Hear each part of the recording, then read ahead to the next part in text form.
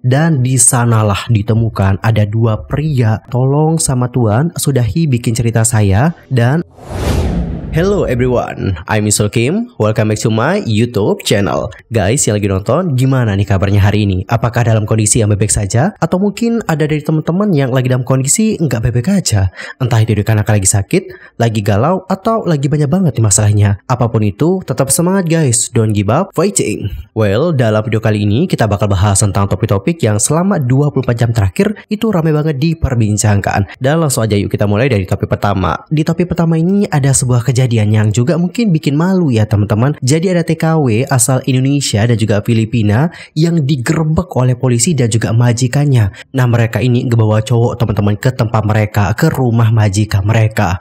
Wow, parah banget sih.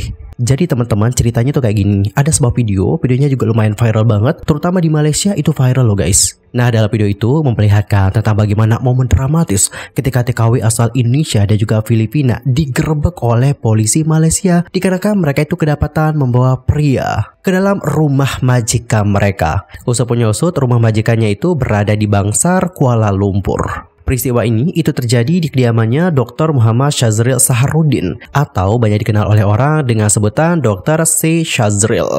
Nah beliau ini merupakan seorang dokter dan juga influencer asal Malaysia. Sang dokter menceritakan bagaimana terkejutnya dia ketika pada malam itu ada dua pria asing yang tertangkap kamera CCTV memasuki rumahnya. Menurut sang dokter, dua pria ini itu dibawa oleh dua ART-nya yang sedang menjaga salah satu dari tiga anaknya di lantai dasar. Pada awal ya guys, dia itu nggak menyangka akan ada kejadian seperti itu di rumahnya. Terlebih pada kala itu, beliau ini lagi ada di rumahnya guys. Dan melihat bagaimana kedatangan dua pria asing ini, beliau menjadi sangat gugup karena dia itu nggak tahu bagaimana caranya harus menghadapi orang ini. Dan ketika beliau melihat bagaimana dua pria asing ini memasuki rumahnya, beliau itu menjadi gugup karena beliau tahu beliau harus menghadapi dua pria tersebut. Apalagi posisinya pada kali itu adalah anaknya bersama dengan mereka. Dan beliau takut anaknya mungkin bisa saja dijadikan sandera. Dan teman-teman pada akhirnya beliau ini memiliki inisiatif nih untuk menghubungi 999 yang mana kemudian beliau dihubungkan ke polisi. Selang beberapa waktu akhirnya polisi pun datang ke rumahnya dan setelah itu mereka pun masuk ke dalam kamar pembantunya.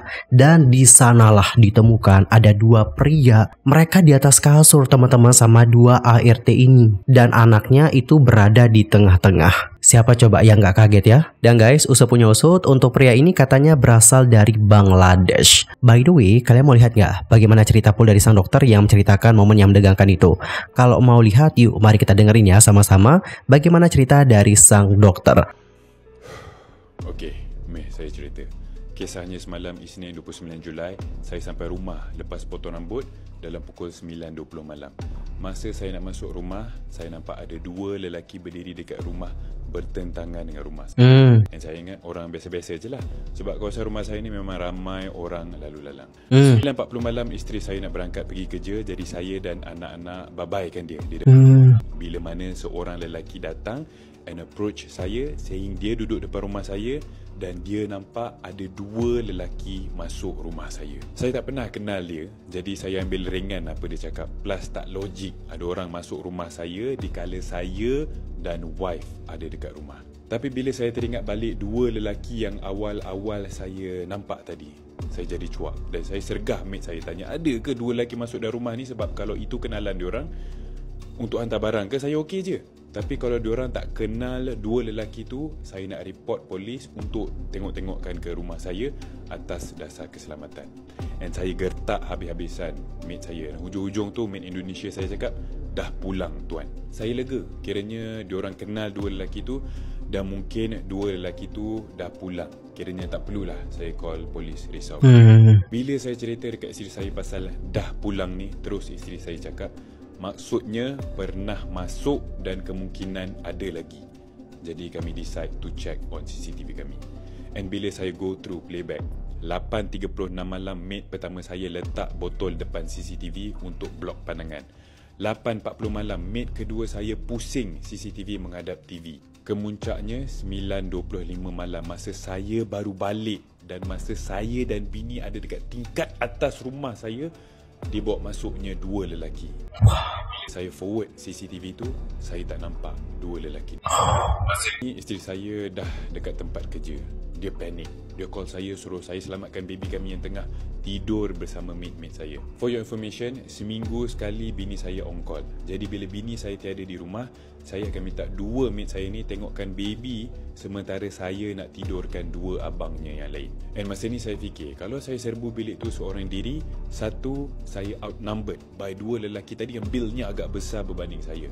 Kedua, takut dia apa-apakan anak saya yang sedang tidur ataupun anak-anak saya yang lagi dua orang tu. Jadi saya decide to call 999, disambungkan kepada polis. 11.10 malam saya call, 11.20 malam 3 peronda polis datang. Saya cerita kepada polis yang baby saya ada dalam bilik sekali dengan mate. Jadi plan saya adalah saya nak call salah seorang mate saya, minta dia hantar baby dekat saya dekat tingkat atas dengan alasan saya nak pakaikan krim eczema.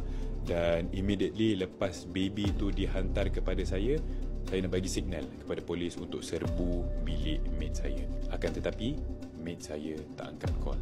Jadi saya bersama polis decide to terus serbu bilik mate saya tu. Okey, ini videonya ya guys ya, waktu diserbu. Bila pintu dibuka, nampak baby saya tengah tidur dalam roka di tengah-tengah antara saya, dan nampak dua kelibat lelaki bersorok dalam selimut atas katil mate saya. Oh, ngapain ini, ngapain? Woi, baju anda di mana woi? Astagfirullahaladzim. Aduh ya ampun, anak kecil lagi di situ cok. Saya ambil baby dan polis ajar dua lelaki tersebut dan memandangkan dua lelaki tersebut masuk atas jemputan mate dan bukan pecah masuk, tak boleh nak tangkap dua lelaki tersebut. Polis bagi saya settle sendiri dengan mate dan memang saya maki mate saya. Kecewa gila. Astagfirullahaladzim. Layan diorang seperti manusia tapi layanan binatang diorang bagi kat anak-anak saya. Dedahkan anak-anak saya dengan orang tak dikenali. And what if anak saya menangis masa diorang tengah buat projek tu? Mau dicederakan atau anak saya tu? Saya call agensi setiap mate saya. Pagi tadi agensi kepada mate Indonesia dah ambil mate Indonesia saya. Yang mate Filipina ni menunggu masa je. Pengajaran yang saya dapat is trust no one dan jangan bagi muka kepada mate ni. Dulu saya pernah dapat mate Indonesia hisap rokok.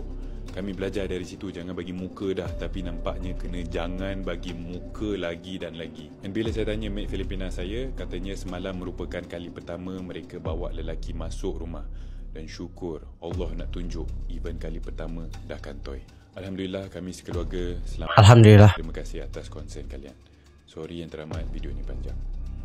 Well teman-teman, jadi seperti itulah bagaimana cerita lengkapnya. Dan usai mendengarkan bagaimana cerita dari sang dokter, berikut adalah bagaimana komentar-komentar dari netizen yang mendengar ceritanya. Terima kasih kepada pria yang sudah memberitahu sang dokter. Kalau enggak tahu apa yang akan terjadi. Nasib baik ada jiran yang baik. Sang sedih melihat baby kamu tidur di antara mereka. Berharap keluarga kamu akan diberikan kebaikan dalam segala hal. God bless you abang. Ya Allah, menjadi trauma berasi buat para majikan, hilang kepercayaan dan sangat kecewa. Tindakan yang bagus dan pantas, terbaik. Ya Allah yang sabar, nanti dapat pembantu yang baik. Allah pasti akan membantumu. Maaf dokter, ini bukan perkara dari negara mana-mana ya.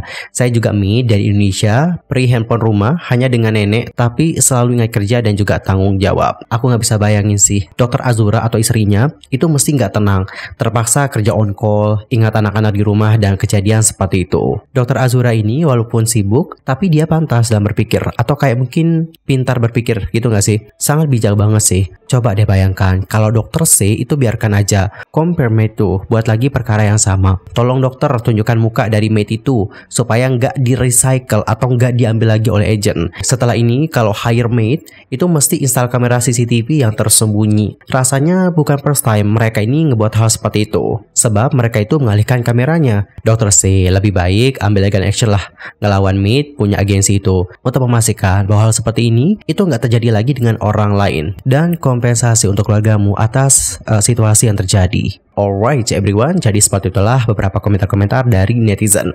Dan menurut aku secara pribadi, jujur aku sangat mengecam tindakan tersebut. Karena apa? Karena perbuatan mereka itu sama sekali nggak bisa dibenarkan. Apapun alasannya nggak bisa dibenarkan. Itu bukan rumah kalian, itu adalah rumah orang. So, dikarenakan itu merupakan rumah orang dan bukan rumah kita, nggak seharusnya kita ngebawa orang ke tempat tersebut. Apalagi tanpa sepengetahuan yang punya rumah. Dan guys, di sisi lain, untuk TKW-nya yang berasal dari Indonesia itu sudah meminta maaf. Di sini dia itu terlihat mengirimkan pesan kepada sang dokter. Pesannya seperti ini. Coba kita baca ya. Tuan, sisa gaji saya bisa minta tolong transfer ke rekening saya tak? Maaf sudah mengecewakan Tuan, dan saya juga minta maaf atas kebiasaan saya. Tapi saya juga minta tolong sama Tuan sudahi bikin cerita saya dan menambah-nambah. Cerita saya memang salah dan biadab. Tapi saya sudah menerima karmanya. Tuan sudah usir saya, sedangkan Mary masih diberikan kesempatan kedua. Tapi saya ikhlas karena ini semua salah saya. Saya buruk, saya biadab. Tapi saya minta tolong sama Tuan, sudahi jangan bahas saya di sosmed lagi. Well, jadi seperti itulah bagaimana permintaan maafnya ya guys. Selain itu, untuk sang dokter juga mengatakan bahwa sebelum pergi, TKW yang berasal dari Indonesia ini, itu sudah salam dengan istrinya dan mencium anak-anaknya. Sementara itu, Dr. Syazril mengatakan bahwa dalam kasus ini, bukan agensi atau keluarga negaraan yang salah, namun salah individu itu sendiri. Meskipun kita sudah berbuat baik kepada mereka, jikalau mereka ingin berbuat sebaliknya, pasti akan dilakukan. Dan usai kasus ini, dia mengatakan bahwa dirinya tetap akan menggunakan helper atau bantuan jasa ART atau maid. Mengingat bagaimana jadwalnya dan sang istri yang sangat padat, tentu ia akan membutuhkan bantuan dari para helper. Hanya saja kasus ini akan dijadikan pelajaran olehnya untuk lebih berhati-hati. Ia juga mengatakan bahwa maid yang dari Filipina itu masih bekerja dengannya. Untuk hal itu, ia mengatakan, maid Filipina masih dengan saya sebab sebelum kehadiran maid Indonesia, dia tak pernah keluar langsung sepanjang off day dia. Cuma bila maid Indonesia masuk, dia mungkin peer pressure sikit. Moga kisah saya dan keluarga menjadi iktibar kepada anda semua di luar sana to always be vigilant kepada pembantu rumah kita. well, kita doakan ya, semoga untuk masalah seperti ini itu nggak terjadi lagi di masa depan. Dan semoga untuk sang dokter itu bisa mendapatkan maid yang lebih baik daripada sebelumnya. Dan juga dapat menjalankan amanahnya dengan baik. Anyway, cukup sekian untuk hari ini dan kita akan jumpa lagi di video berikutnya dengan informasi terbarunya. I'm Soki pamit dan aku mohon maaf jika ada kesalahan, baik itu dalam ucapan, sikap, tindakan, dan mungkin ada kesalahan formasi, mohon koreksinya ya guys. Sampai jumpa semuanya dan selamat beraktivitas. Goodbye everyone and bye-bye.